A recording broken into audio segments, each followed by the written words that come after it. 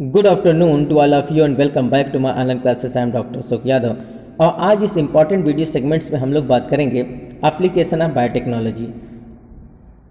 Biotechnology से related जो इसके प्रीवियस वीडियोस हैं वो हमारे प्लेलिस्ट में आप जाएंगे तो प्रिंसिपल एंड प्रोसेस के रूप में आपको एक वीडियो मिलेगा, तो उसमें आप प्रिंसिपल एंड प्रोसेस को पढ़ेंगे। लेकिन आज के वीडियो सेगमेंट्स में जो हम लोग वीडियो स्टार्ट करने चल रहे हैं वो है एप्लीकेशन ऑफ बायोटेक्नोलॉजी। ये बहुत ही इंपॉर्टेंट है, सभी कम्पिटिटिव पॉइंट ऑफ व्यू से as well as academic point of view से बहुत इंपॉर्टेंट होता है। तो आज आइए हम एप्लीकेशन के विषय में बात करते हैं। तो सबसे पहले जिस एप्लीकेशन का हम बात करेंगे वो क्या है, वो है बीटी कॉटन। क्या है वो? बीटी कॉटन, जिसको हम बैसिलस थ्यूजेंसिस कॉटन कहते हैं।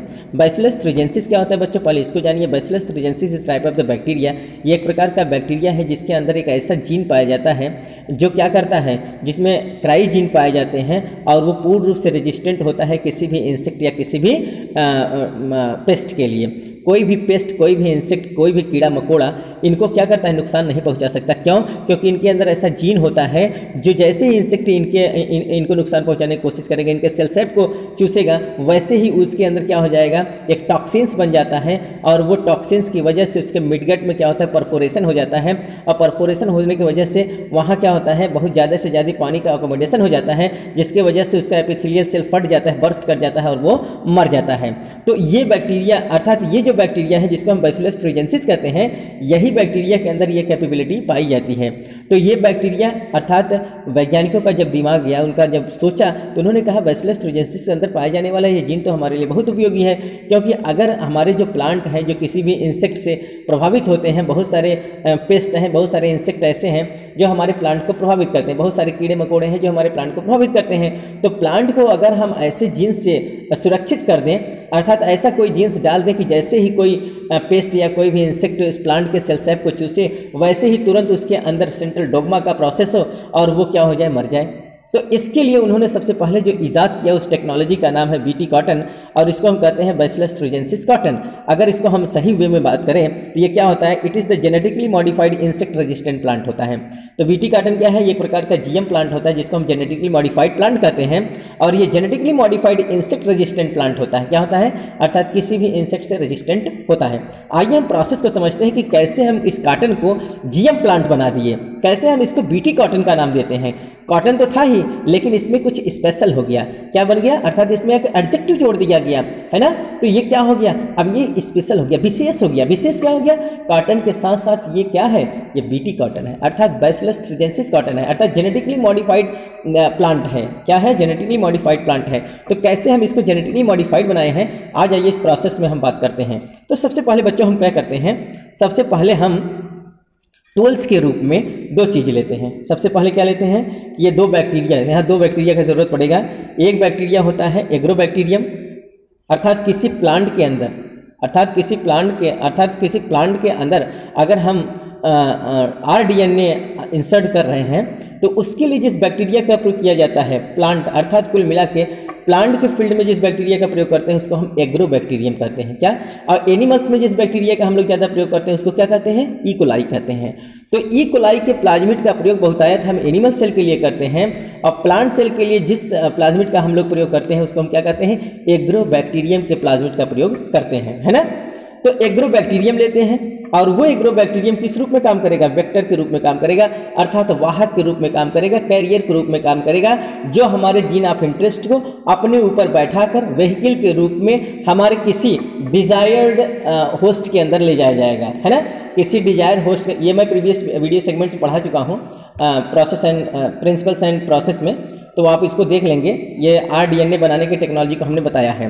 तो देखिए यहाँ एग्रोबैक्टीरियम को हम क्या करेंगे, एक वेक्टर के रूप में लेंगे, एक व्हीकल के रूप में लेंगे, जिस पर हम अपने जीन ऑफ इंटरेस्ट को पैसेंजर के रूप में बैठाते हैं और फिर अपने एप्रोप्रिएट होस्ट के अंदर इंसर्ट कराने के लिए ले जाते हैं।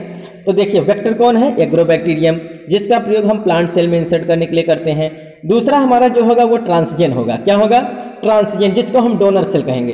तो ये डोनर क्यों हो, क्योंकि ये अपना एक जीन ऑफ इंटरेस्ट दे रहा है। क्या दे रहा है?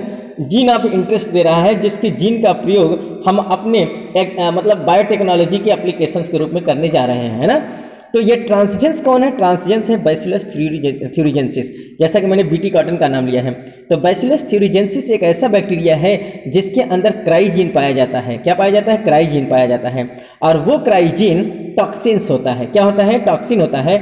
और जैसे ही ये टॉक्सिन किसी ऑर्गेनिज्म के अंदर जाता है वैसे तुरंत वो क्या करता है? परफोरेशन कर देता है, छेद बना देता है, जिसके वजह से अल्टीमेटली वो क्या होता है? ऑर्गेनिज्म मर जाता है। ठीक, तो ये इनके अंदर जीन पाया जाता है। किसके अंदर पाया जाता है? बैसिलस थ्यूरिजेंसिस।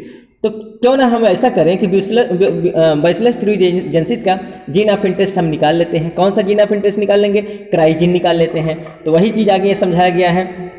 अब यहाँ देखिए, तो ये क्या कर रहा है? आइसोलेट किया जा रहा है। हमने आइसोलेट किया, अर्थात एग्रोबैक्टीरियम के अंदर से क्या निकाल लिया? प्लाज्मिड को हमने बाहर निकाल लिया। ठीक, और ये प्लाज्मिड यहाँ आपको दिखाई दे रहा है, प्लाज्मिड निकाल लिया गया है। और यहाँ एक चीज़ और हम क्या करेंगे, दूसरी तरफ बैसिलस थ्यूरिजेंसिस जो दूसरा बैक्टीरिया है, इसके अंदर से हम अपना जीन ऑफ इंटरेस्ट निकाल लेते हैं। क्या निकाल लेते हैं? Gene of interest. और इस जीन ऑफ इंटरेस्ट का नाम क्या होता है? क्राइजीन। क्या नाम होता है? क्राइजीन, या इसको हम टॉक्सिन जीन भी कहते हैं। क्राइजीन या टॉक्सिन जीन, आप इसको रिमार्क कर लेंगे। तो बैसिलस थ्यूरिजेंसिस के अंदर से जो जीन ऑफ इंटरेस्ट निकाला गया है उसको हम बीटी टॉक्सिन जीन कहते हैं या फिर क्राइजीन कहते हैं। क्या कहते हैं? बीटी टॉक्सिन जीन या क्राइजीन। थोड़ा सा बड़ा करके देखते हैं। ये देखिए क्या निकाला गया है। इसको जो निकालते हैं इसका नाम है बीटी टॉक्सिन जीन या क्राइजीन, विच प्रोड्यूस इंसेक्टिसिडल प्रोटीन, जो क्या करता है? एक प्रकार का प्रोटीन प्रोड्यूस करता है और उस प्रोटीन का नाम होता है इंसेक्टिसिडल प्रोटीन, या फिर इसको हम क्रिस्टल कहते हैं। क्या कहते हैं? क्रिस्टल। अर्थात crystal is a type of the proteins ना। और ये कैसा प्रोटीन होता है? ये इंसेक्टिसिडल होता है, जो किसी भी इंसेक्ट को मारने की क्षमता रखता है। और इस जीन का नाम क्या होता है? क्राइजीन होता है ना। अर्थात क्राइजीन, कोई भी जीन रिस्पॉन्सिबल होता है प्रोटीन फॉर्मेशन के लिए, है ना। जीन से क्या होता है? क्योंकि सेंट्रल डोग्मा का जो प्रोसेस होता है, तो जीन का क्या होता है? अर्थात जीन क्या करता है? सबसे पहले रिप्लिकेशन करता है, तो मल्टीपल डीएनए बनाता है।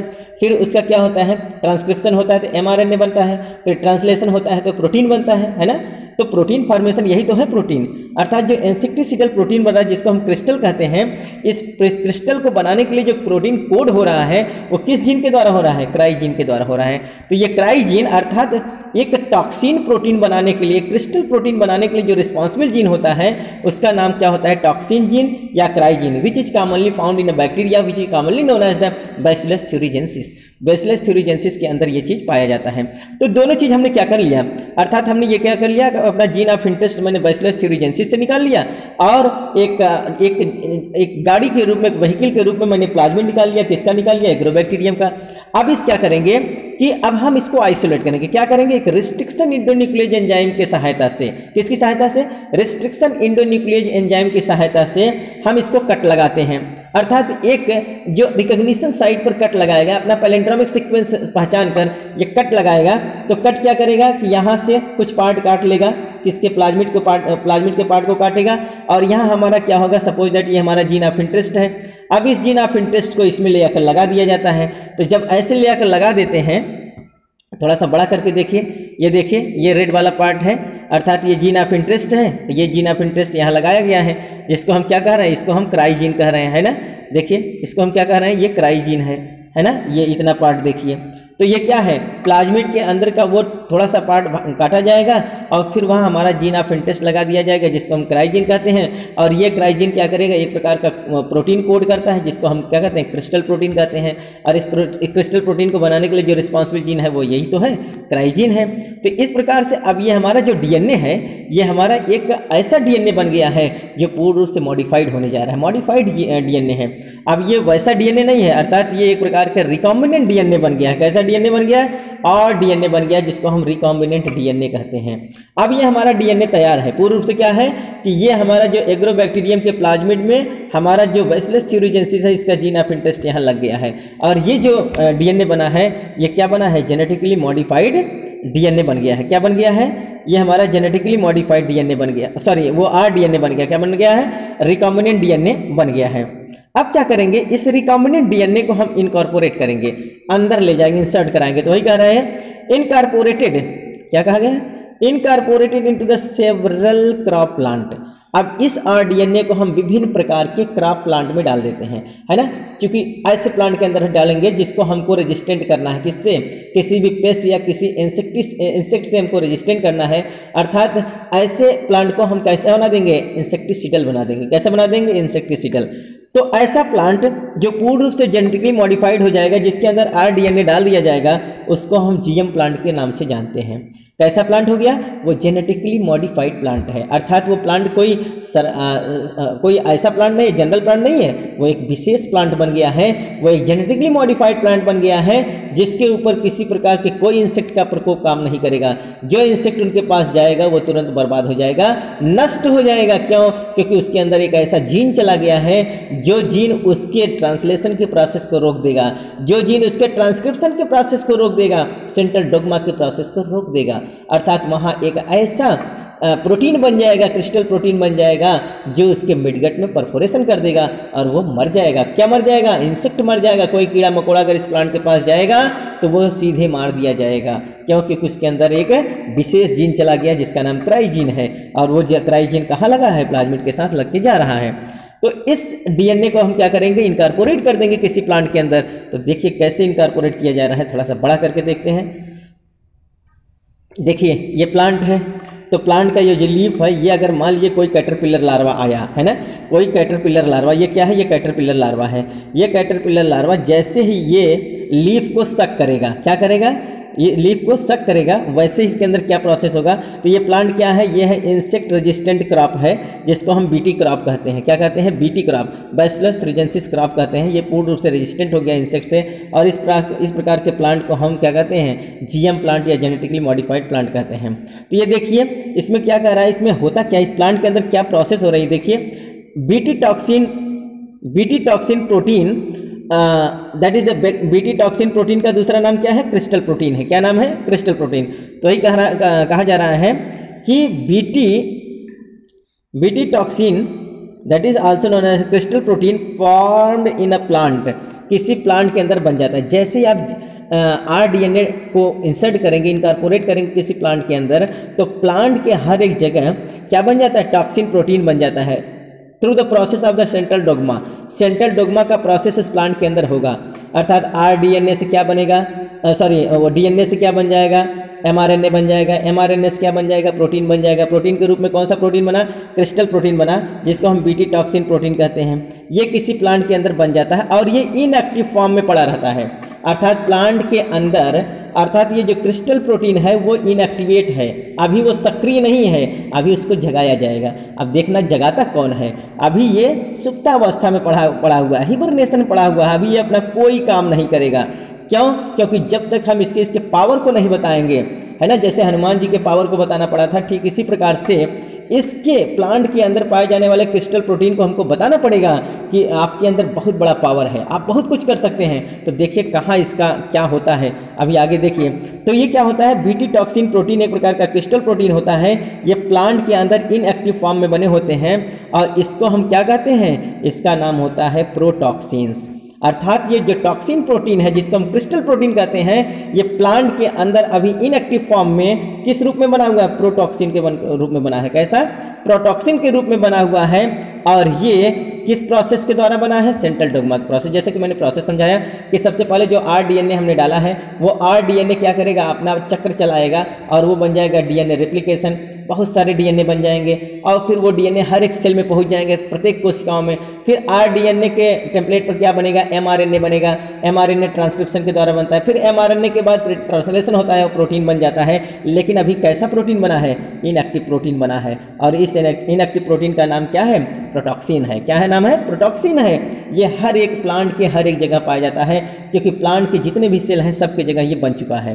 तो देखिए आगे कैसे ये इनएक्टिव फॉर्म का जो क्रिस्टल प्रोटीन है वो कैसे एक्टिवेट होगा। तो यहाँ देखिए, अब यहाँ आप देखिए कि जैसे ही कैटरपिलर लार्वा इस लीव्स के सेल सैप को चूसेगा, यहाँ देखिए caterpillar suck the SAP of leaves, जैसे ही वो लीव्स के जूस को चूसेगा, जैसे ही लीफ को वो चूसेगा, वैसे तुरंत क्या हो जाएगा? यहाँ देखिए, alkaline pH of gut of larva solubilise the crystal protein and protoxin activate into toxin. कि जैसे ही कैटरपिलर लार्वा उस प्रोटॉक्सिन को सक करेगा, जैसे ही उसके सेल सैप को सक करेगा, जैसे उसके जूस को चूसेगा, उसके जूस के अंदर क्या चला गया है?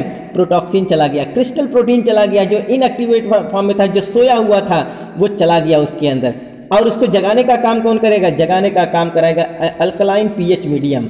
और जैसे वो उसके गट में पहुंचता है, जैसे उसके एलिमेंट्री कैनाल में पहुंचता है, तो एलिमेंट्री कैनाल का जो मीडियम है वो अल्कलाइन है। तो कुल मिला के प्रोटॉक्सिन को, जो सोया हुआ क्रिस्टल प्रोटीन है जो प्रोटॉक्सिन्स के रूप में पाया जा रहा है, वो जैसे उसके एल्कलाइन मीडियम में पहुंचेगा तो उसको कौन जगा रहा है, एल्कलाइन मीडियम उसको उसके पावर को समझाएगा।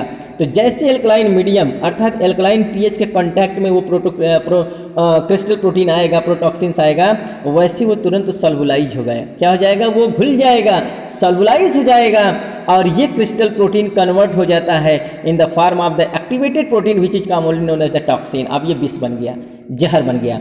लेकिन जहर कब बनेगा, जब तक वो प्लांट में है तब तक वो जहर नहीं बना है। जब तक प्लांट में है तब तक वो सुप्तावस्था में इनएक्टिवेट प्रोटीन बना हुआ है, तब तक उसका नाम प्रोटॉक्सिन्स है। लेकिन जैसे ही कैटरपिलर लार्वा उसको सक करेगा और सक करने के बाद उसके ओरल कैविटी से होते हुए जब उसके गट में पहुंच जाएगा, एलिमेंट्री कैनाल में पहुंच जाएगा, तो एलिमेंट्री कैनाल का जो पीएच होता है, उसका मीडियम होता है, वो अल्कलाइन पीएच होता है, क्षारीय पीएच होता है। और जब वहां पहुंच जाएगा तो ये अल्कलाइन पीएच तुरंत उसको एक्टिवेट कर देगा और वो क्रिस्टल प्रोटीन का को प्रोटॉक्सिन्स को कन्वर्ट कर देता है in the form of the active protein, और उसको हम कहते हैं टॉक्सिन्स।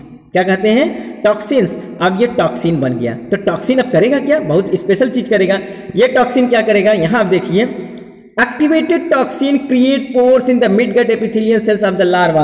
अब जो एक्टिवेटेड टॉक्सिन है, जो ये एक्टिवेट हो गया है, अब जो प्रोटॉक्सिन था वो कन्वर्ट हो गया है किसमें, टॉक्सिन में। पहले वो प्रोटॉक्सिन था, प्रोटॉक्सिन को किसने, एल्कलाइन में पीएच ने क्या किया, एक्टिवेट कर दिया। अर्थात यहाँ आप लिखेंगे प्रोटॉक्सिन, प्रोटॉक्सिन से कन्वर्ट हो जाता है टॉक्सिन में, है ना। और ये किसने करा, एल्कलाइन पीएच ने किया। क्या किया, एल्कलाइन जो पीएच होता है वो इसको प्रोटॉक्सिन को कन्वर्ट कर देता है टॉक्सिन में। और कहाँ, कैटरपिलर लार्वा के मिडगट में, एलिमेंट्री कैनाल में, है ना।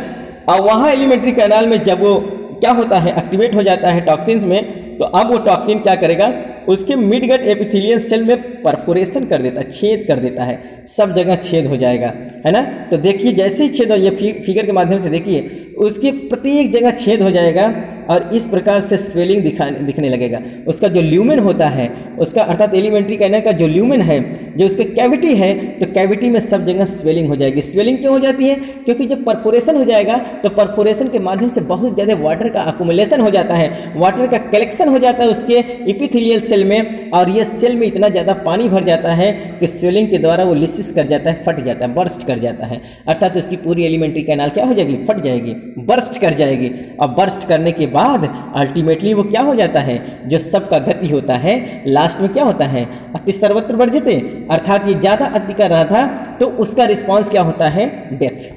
अर्थात इसने क्या किया कि बीटी कॉटन जो पूर्ण रूप से सुरक्षित था, जो पूर्ण रूप से पेस्ट रेजिस्टेंट था, उसके सेल सैप को चूसा, उसको नुकसान पहुंचाने की कोशिश की। तो उसने क्या कर दिया, बदले में उसको एक ऐसा जहर दे दिया कि जैसे वो जहर उसके गट में पहुंचा कि जाओ बेटा ये जहर तुम्हारे ही अंदर प्रभाव डालेगा, तो जैसे ही वो पहुंचा उसके गट में, वहाँ एल्कलाइन पीएच पाया और वो एक्टिवेट हो गया और फिर वो टॉक्सिन में कन्वर्ट हो गया। वो टॉक्सिन उसके मिड गट को क्या कर दिया, अर्थात परफोरेट कर गया और सब जगह क्या हो गया, पानी भर गया, स्वेलिंग हो गया, वाटर कलेक्शन हो गया, बर्स्ट हो गया, अल्टीमेटली वो मर गया।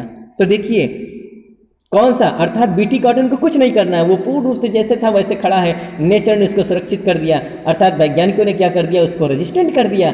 अर्थात बैसिलस थ्यूरिजेंसिस जो जीन ऑफ इंटरेस्ट था उसके माध्यम से वो क्या हो गया, रेजिस्टेंट हो गया है और इसको हम जीएम प्लांट के रूप में जानने लगे, है ना। तो ये क्या हो गया कि ये जो पेस्ट था वो क्या हो गया, डेथ कर गया, मर गया। तो अब एग्जाम्पल के तौर पर हम देखें कि ये प्रक्रिया, अर्थात जो ऐसे कौन कौन से इंसेक्ट हैं जो इसके द्वारा मारे जाते हैं, किसके द्वारा, बैसिलस थ्यूरिजेंसिस के द्वारा मारे जाते हैं। तो बीटी कॉटन के लिए जो रिस्पॉन्सिबल जो ऐसे इंसेक्ट हैं वो कौन कौन से हैं। तो देखिए इसका प्रयोग, इस बीटी कॉटन का प्रयोग हम कैसे कैसे कहाँ कहाँ करते हैं, तो कौन कौन से इंसेक्ट इससे प्रभावित होते हैं। तो सबसे पहला जो है वो क्या है, लेपिडोप्टेरस। जितने भी लेपिडोप्टेरन्स हैं, लेपिडोप्टेरन्स के जितने भी इंसेक्ट हैं सब बीटी कॉटन के द्वारा, अर्थात इसी रेजिस्टेंट इंसेक्टिसिडल टॉक्सिन्स के द्वारा मारे जाते हैं। तो लेपिडोप्टेरन्स में कौन कौन आते हैं, इसमें आता है टोबैको वर्म, है ना। कौन आता है, टोबैको वर्म, बड वर्म और army worm. Tobacco worm, bud worm and army worm ये लेपिडोप्टेरन्स के रूप में आते हैं। ये भी क्या होते हैं, ये भी पूर्ण रूप से मारे जाते हैं। अर्थात कोई भी बीटी कॉटन अगर है और उसके अंदर ये अपना प्रभाव दिखाने जाते हैं तो ये क्या होते हैं, उनकी यही गति होती है, ये मारे जाते हैं। तो पहला है लेपिडोप्टेरन्स। और दूसरा कौन है बच्चों, दूसरा है कैलियोप्टेरस। तो कैलियोप्टेरन्स में कौन आते हैं, बीटल्स आते हैं। जितने भी बीटल्स होते हैं वो क्या कैलियोप्टेरन्स होते हैं। ये भी क्या होते हैं, उनकी भी यही गति होती है, डेथ हो जाती है अगर वो किसी भी बीटी कॉटन को नुकसान पहुंचाने की कोशिश करते हैं। तीसरा क्या होता है, डायप्टेरन्स। तो डायप्टेरन्स में कौन आते हैं, फ्लाइज आते हैं और मॉस्किटोस आते हैं। फ्लाइज और मॉस्किटोस किस में आते हैं, डायप्टेरन्स से आते हैं। तो ये सब जितने प्रकार के इंसेक्ट थे, ये सब इंसेक्ट क्या होते हैं, ये मारे जाते हैं किसके द्वारा, बीटी प्लांट के द्वारा या बीटी कॉटन के द्वारा, जीएम प्लांट के द्वारा। तो ये सब क्या है, इन सब की डेथ इसी प्रकार से हो जाती है ना। तो ये सब जो आप आज का एप्लीकेशन देखे हैं, ये एप्लीकेशन बहुत ही इंपॉर्टेंट है। थोड़ा सा आप यहाँ देखेंगे कि इस एप्लीकेशन को दिया किसने था। तो this method first used in 2002 on BT cotton. इसका प्रयोग, इस मेथड का प्रयोग सबसे पहले 2002 में बीटी कॉटन पर ही किया गया था। सबसे पहला प्रयोग जेनेटिकली मॉडिफाइड प्लांट के रूप में सबसे पहला प्रयोग किस पर किया गया था, 2002 में बीटी कॉटन पर ही किया गया था, है ना। अब यहाँ थोड़ा सा एक चीज़ देख लेंगे, क्राइजीन क्या होते हैं। क्राइजीन के दो पार्ट होते हैं, है ना। अगर हम ये देखें कि जो ये क्राइजीन बनता है किसी बैसिलस थ्यूरिजेंसिस के अंदर, जो क्राइजीन बनता है ये दो प्रकार का होता है। नंबर एक होता है प्रोटीन कोडेड, है ना, protein coded by cry IAC and cry second AB ना, अर्थात protein coded by cry first AC and cry second AB। और एक तरफ इधर है protein coded by cry first AB। तो देखिए दो प्रकार के क्रिस्टल प्रोटीन बनते हैं, दो प्रकार के आपको क्राई जीन देखने को मिलेंगे। तो देखिए ये एक ये जीन है, एक ये जीन। तो ये क्या करता है, ये कंट्रोल करता है किसको, अर्थात जो क्राई फर्स्ट AC और क्राई सेकेंड AB है, ये किसको कंट्रोल करता है, ये कॉटन, किसको, कॉटन बॉल वर्म को। जो कॉटन बॉल वर्म होते हैं उनको ये डिस्ट्रॉय करने का काम करता है ना। अर्थात ये जो कॉटन बॉल वर्म होते हैं, सॉरी कॉटन बॉल वर्म होते हैं, ये किसको करते हैं, कॉटन बॉल को प्रभावित करते हैं, वो कॉटन बॉल को डिस्ट्रॉय करते हैं, है ना। कॉटन क्या होता है बच्चों, कॉटन जो रुई होता है, रुई के ऊपर की जो बड होती है, कलियाँ होती है, जैसे ये रुई हो तो ऐसे ये बड बनते हैं ना ऊपर ऐसे, और इसी में रुई भरा होता है। तो कुछ ऐसे होते हैं जो कॉटन के बड को ही प्रभावित करते हैं, है ना। तो ये कॉटन बड को प्रभावित करने वाले, इसको हम कॉटन बेलवर्म कहते हैं, कॉटन बॉलवर्म कहते हैं, या ये क्या करते हैं, कॉटन बॉल को क्या करते हैं, प्रभावित करते हैं। तो कौन सा जीन प्रभावित करता है, क्राई फर्स्ट AC और क्राई सेकेंड AB, ये इसको कंट्रोल करता है। अगर यही हम क्राई फर्स्ट AB की बात करें तो ये कॉर्न बोरर होता है। क्या करता है, ये कॉर्न बोरर होता है। अर्थात जो कॉर्न होता है, किसके कॉर्न, मेज और सीड्स के, जैसे मक्का और सीड्स के जो कॉर्न होते हैं उन्हीं कॉर्न को वो बोर करता है, अर्थात उसमें छेद करके घुस जाता है। तो उसके लिए जो रिस्पॉन्सिबल जीन होता है उसका नाम क्या है, क्राई फर्स्ट AB, है ना। ये इसको कंट्रोल करता है। तो आप इसको याद कर लेंगे, ये बहुत इंपॉर्टेंट चीज़ है। क्राई जीन दो प्रकार के होते हैं। पहला ऐसा क्राई जीन जो कंट्रोल करता है कॉटन बॉल वर्म को, और दूसरा जो कंट्रोल करता है कॉर्न बोरर के रूप में होता है, वो मेज और सीड्स के जो कॉर्न है उसको बोर करने का काम करता है। तो इन दोनों जीन को अगर मान लीजिए कॉटन पर आपको अप्लाई करना है तो वहाँ आपको इस क्राई जीन को निकालना पड़ेगा। अगर आपको मेज या फिर सीड को सुरक्षित करना है तो वहाँ आपको इस क्राई जीन को निकालना पड़ेगा, और फिर हम प्लाज्मिड में इंसर्ट कराते हैं, ठीक है। तो बच्चों ये आज का लेक्चर था जो बहुत ही बेनिफिशियल है। एक बार आप इसका स्क्रीनशॉट ले लीजिए और फिर इसको आप बहुत अच्छे से बना सकते हैं। इसका स्क्रीनशॉट ले लीजिए, है ना। इसमें पूरे प्रोसेस को मैंने समझा दिया है, और किसी प्रकार का कोई प्रॉब्लम हो तो कमेंट बॉक्स में आप जरूर लिखें। अगर किसी प्रकार का कोई डाउट हो तो कमेंट बॉक्स के माध्यम से हम आपको सॉल्व करेंगे, है ना। सबसे पहले बच्चों अगर हमारी वीडियो आपके लिए हेल्पफुल हो तो हमारे नए व्यूअर हो तो सबसे पहले हमारे चैनल को सब्सक्राइब करें, लाइक करें, शेयर करें अपने यार दोस्तों में, जिससे उनकी भी तैयारी सुचारू रूप से चल सके। मिलते हैं बच्चों नेक्स्ट वीडियो में नेक्स्ट सेगमेंट के साथ। तब तक के लिए बच्चों धन्यवाद।